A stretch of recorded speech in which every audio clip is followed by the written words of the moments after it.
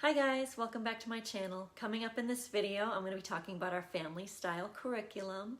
They do language arts and math separate, but in all the other subjects, they do them together. And so I'm going to be sharing with you what we're doing this year in their 4th and 2nd grade year.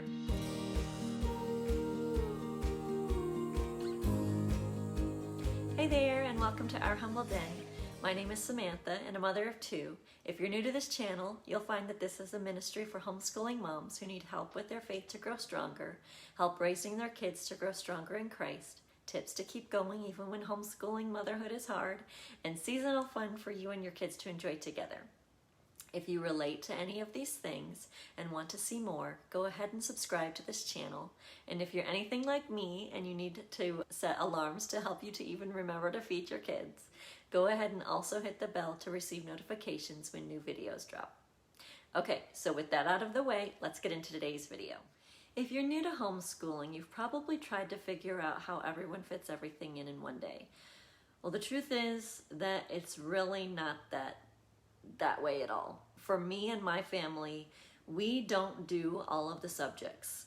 What I call skill subjects, math and language arts, my kids do those every day. But other subjects like Bible, history, science, geography, things like that, they do not do those every day. So in this video, I'm going to be showing you what they are doing this year, what days of the week they're doing them, and then how we fit it all in.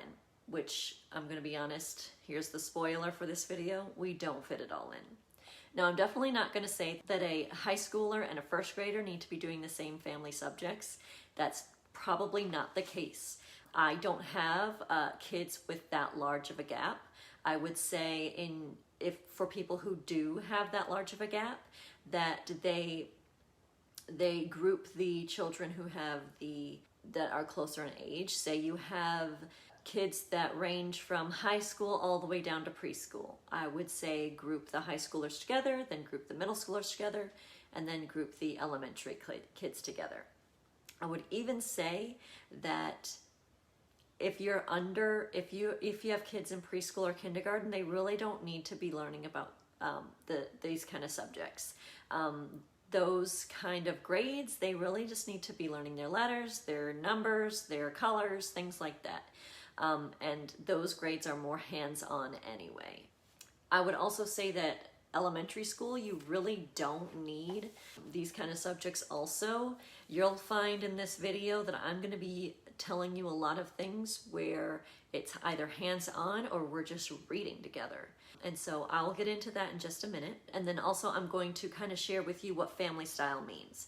It's kind of as it is described, all of your kids do them together, and it's more age appropriate. Since I have a 4th and 2nd grader this year, I pretty much I meet them where they are. I don't expect a lot from them, especially since they're just in elementary school.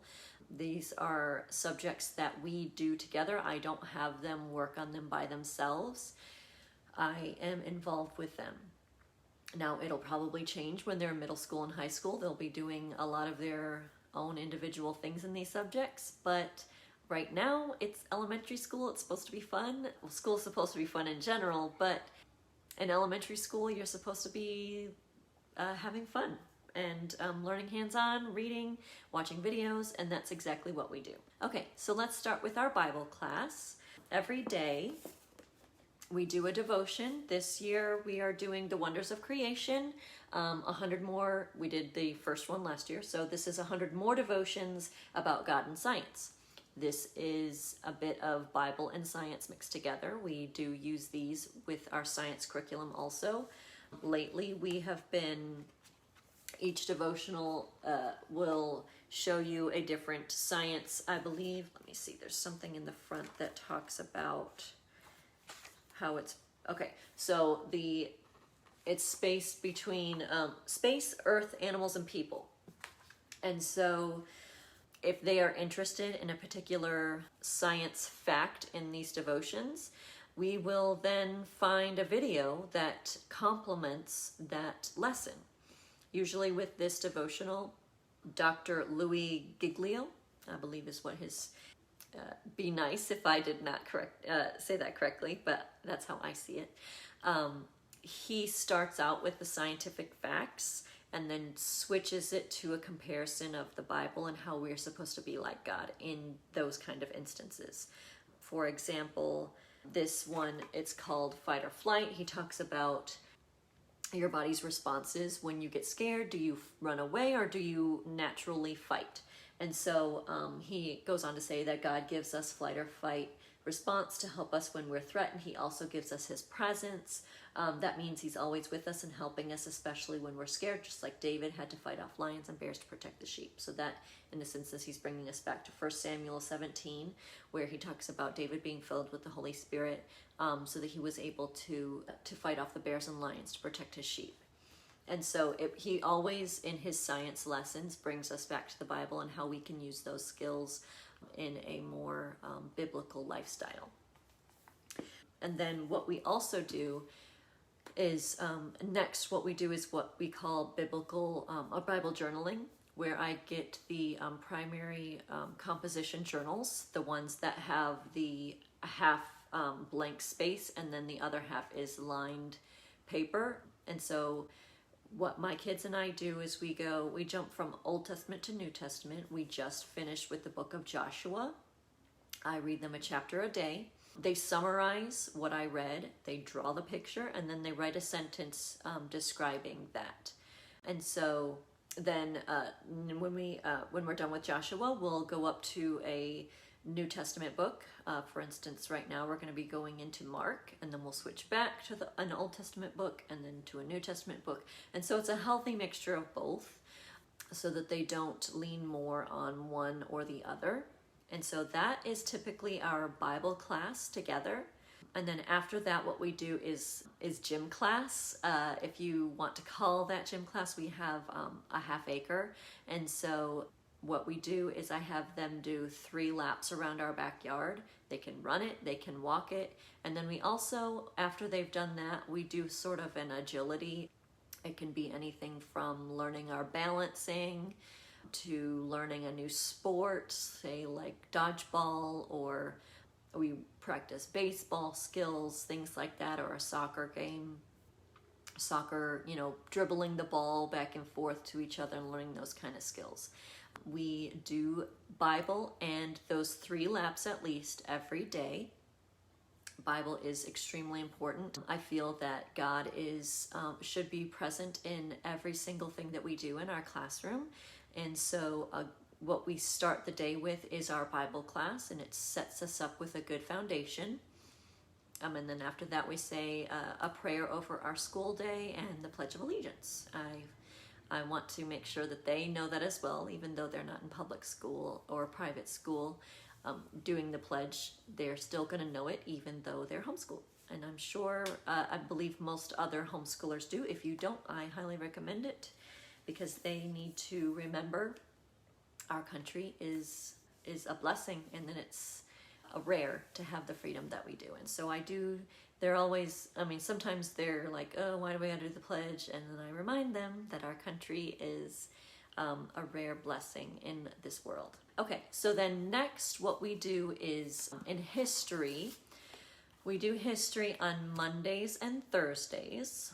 And what we've been doing is ever since last year, the last half of last year, we have been learning about, actually the beginning of last year, we started off with American history, where we came from, starting with Columbus, around Columbus Day. After Columbus, we did Jamestown, and then after Jamestown, we did the Pilgrims around at about November time, Thanksgiving time. But then after that, we started getting into the other parts of American history, like we went through the French and Indian War, and then now we're in the Revolutionary War. And what I have done is I've picked up books that give a description of, in more a child's perspective, kind of where a child can better understand. And we've just been reading through that. We don't really have much else in history. We've just been reading, and they have been soaking up all the knowledge right now. We're doing what is the Declaration of Independence. We're reading this whole book. In another video in the near future, I will be doing what the books that we've been using in order. If you are interested in that, I will show you the books that we've been doing as our kind of a free subject, if that makes sense. Nothing that's strict or anything. We've just been reading the books, and yeah, like I said, we've just been learning it. They do a really great job of just listening. We sit together on the couch and I read the book and they look at the pictures. But yeah, right now we're learning about the Declaration of Independence. And then on Tuesdays and Fridays is our science class. Tuesdays are when, if they pick a subject from or an interest in our Bible devotional. On Tuesdays is when we write or we watch a video. I typically find something on YouTube that is beneficial to them, and we watch that for our science class on Tuesdays. Occasionally I'll find a printout or something that complements the video well, and then they'll work on a worksheet. That's not very common that I do that, but it has been known to happen. And then on Fridays we usually do a science experiment. I have gotten 2 hands-on experiment books that that we can do. I really enjoy the, I guess it's STEAM or STEM, but this one is STEAM, which is science, technology, engineering, art, and math. And so I really enjoy the aspect of those different ideas. And so I bought the Awesome Science Experiments for Kids book, particularly in the winter and rainy days. But then I also got the Awesome Outdoor Experiments for Kids, and on nice days I do try to do this for them, and it gives good hands-on. I do break them up, so I'll do science one week, then the technology, then the engineering, then the art, and it'll be the next week is technology, then the next week is engineering, then the next week is art, and then the next week is the math, and so on, and then it recycles. I'll tell you, in all honesty, sometimes Fridays are really busy and we can't always get to science. I will say that that's probably, if we're in a crunch to finish school on Fridays, science is probably the first thing that we get rid of. But I am going to try really, really hard to keep up with that in the future. We have been in school now for 7 weeks, and yeah, I find that the first 7 weeks or the first 2 months or so, we're just kind of getting our bearings for the new year, and it kind of tells us what we like and what we don't like going forward. And so I found that we do need to work more on the science aspect of our classes, but I think that there's a lot of grace that we can give ourselves also when things just don't go the way that we planned. And so I have been giving our family grace on not doing as much science as we should, but you know, we just gotta roll with what works and go on from there. Okay, and then the next is geography, which we do on Wednesdays. I actually got the United States Activity and Facts book.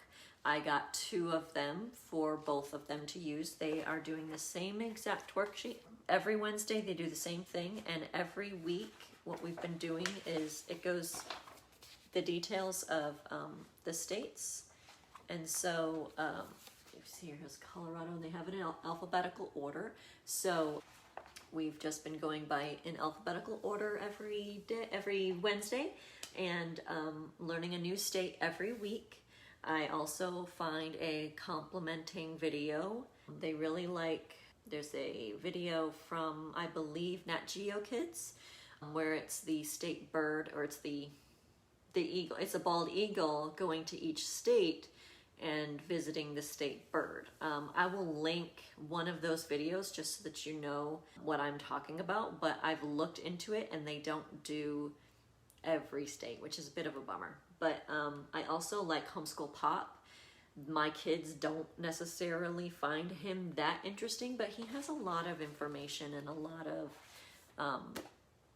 a a lot that they can learn. And so occasionally I have them sit through it, but if you don't want to do either one of those videos, I have been known to search YouTube to find other videos that complement and give it the kid version of the state. But I have really liked this activity book so far, and the kids do too. There's word search, there's different information about the state motto, the state bird, the state flower, everything like that. And we look at it on our map, and then we can figure out. We also do board games together as a family for learning. There's a math game that we do on Fridays instead of our written curriculum that I'll link below. It's counting change. And then we also have a geography board game that we haven't gotten to it yet, but what I would like to do is after every 6 states, then the next week is the board game, and then we go on to 6 more states, and then it's the board game. That's ideally what I would like to do. But yeah, that's pretty much it. On Mondays, it's been hard to do, but we have been trying to do every other week 1 baking class, and then the next Monday we'll do an art class, and then it'll recycle again, baking class, and then art class. Like I said, this first 7 weeks, it's been a trial and error, what fits and what doesn't, and right now it really hasn't been fitting that well, but I think the problem really is I want to make it where it's comparable to what we're learning in school right now. I don't want to just give them a craft, just a regular craft that really is meaningless except it's a pretty picture. I really would like for them to learn, do something that we're learning in school right now, but I might change my mind on that just because I'd rather them do something artsy. But my kids are naturally artsy anyway, and so they're always doing crafts or drawing or anything like that. So it's difficult for me to find something because they're already doing that. Okay, so that is all in for today's video. I really hope that you enjoyed this family-style homeschool curriculum, the choices that we are choosing this year. I hope that you find some of them interesting. If you are interested in using any of them at all, they are linked below in the description box. If you like this video and want to see more content like this, please hit the button and share it with others to help and encourage them as well. If you happen to have certain obstacles in your way that you'd like me to address as well, please feel free to email me at samantha.ourhumbledden.com. And don't forget to hit the bell to receive notifications so that you don't miss the future content that I have coming up. If you're interested in receiving more encouragement from my end on a more personal level, please feel free to follow me on social media as well. My blog posts at ourhumbledden.com are meant for written encouragement, and this YouTube channel is meant for visual encouragement and help with homeschooling. But Facebook and Instagram are there for daily encouragement. On Instagram, you'll get more of a behind-the-scenes look at our homeschooling journey, as well as more of a deep dive into the printables that I create for you. On Facebook, you'll find more of a companionship and sense of togetherness through both my Facebook page, but then also this new Facebook group that I put together. All of these options are linked below that you can find them as well. They are beneficial for you, and my heart is for homeschool moms like you, and I pray that we can get to know each other better and find encouragement together. Well, that's it for this video, and I hope that you have found these family-style curriculum choices helpful to you, and I hope that they are beneficial for you if you choose to use them. So that's it for now. Take care.